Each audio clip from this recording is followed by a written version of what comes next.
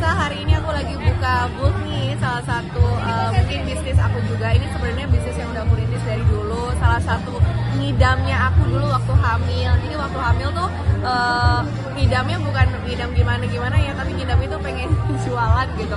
Jadi kan pas hamil tuh ngerasa kayak bingung mau belanja baju anak, baju bayi gitu kan. Jadi akhirnya gimana ya, buatlah brand sendiri. Terus sampai saat ini berkembanglah sampai udah mau 2 tahun ya. Jadi seumur anakku yang kedua tuh. Dan hari ini kesempatan untuk buka booth-nya di acara Ibu dan Anak hari ini.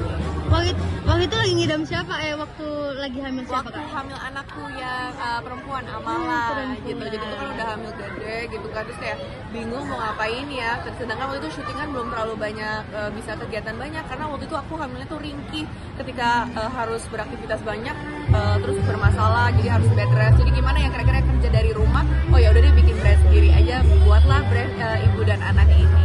Kayaknya juga kalau enaknya punya brand sendiri bisa dipakai anaknya langsung ya. Betul, jadi dipakai anaknya langsung, dipakai aku juga gitu. Terus mungkin kemarin juga sempat lihat ya, aku juga ada jualan daster juga. Jadi kayak memang kebutuhan sehari seorang emak-emak gitu yang udah punya anak. Jadi kayak pengen jualan sesuatu tuh yang bisa relate ke masyarakat. Tapi Kak Ibel juga yang termasuk ngedesain juga atau gimana nih Kak? Atau iya, ikut desain juga gitu. Apalagi untuk ya anak-anak. Tapi alhamdulillah sih udah ada tim semua gitu ya.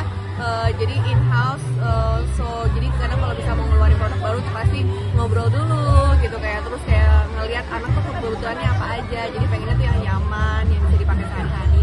Tapi kalau untuk inspirasi desainnya itu dari mana kan? Biasanya kan dari segi warna, modelnya itu dari mana tuh kita?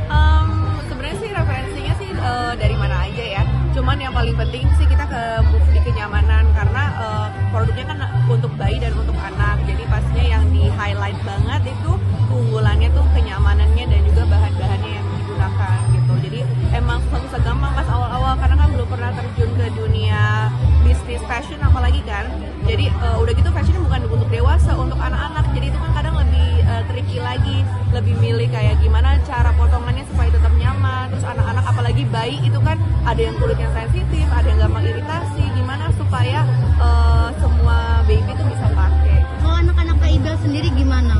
Suka iritasi juga Kak kalau misalnya kegerahan Kak, atau tergantung bahan-bahan bajunya Kak Ibel? Anak aku tuh pada aktif semuanya, dua-duanya ya. Gak tau keturunannya dari mana ya. Pokoknya aktif banget. Dan apalagi yang perempuan Amala tuh dia tuh sering keringetan kan. Jadi kalau misalnya sampai pakai baju yang salah, bahan yang salah, itu bisa sampai iritasi, merahan gitu. Jadi makanya baju-baju yang aku buat tuh harus yang untuk kayak anak-anak dan baby yang super aktif gitu. Jadi ya susah gampang, tapi alhamdulillah bisa sustain sampai 2 tahun. Tapi kalau untuk baju sendiri, mayoritas baju anak ternyata punya sendiri. Iya, Maksudnya jarang lah istilahnya. Iya, menghemat juga kali ya. Jadi ya betul, aku jadi jarang beli baju anak karena akhirnya pakai punya produk sendiri gitu. Kalau untuk ukurannya sendiri, ukuran anak beda-beda tuh. Apa menyesuaikan dari Ya kita sih ada ukurannya, tapi ya makanya itu susah-susah gampangnya jualan baju anak tuh karena setiap anak tuh kan berbeda-beda. Ada yang kayak ada yang langsing, ada yang gembul gitu ya. Jadi kita sih banyak variasi ukurannya. Udah gitu kan kayaknya kalau misalnya di bisnis anak-anak tuh cepet banget kan, pesat banget. Jadi kebutuhannya tuh masih sangat besar gitu. Makanya akhirnya aku tertarik untuk bikin bisnis baju anak. Ibel ini baju L sama ada baju ibu juga ya Kak? Ada. Itu daster semua atau gimana sih? Ada daster, ada kemeja juga, pokoknya baju sehari-hari, ada mukena juga gitu.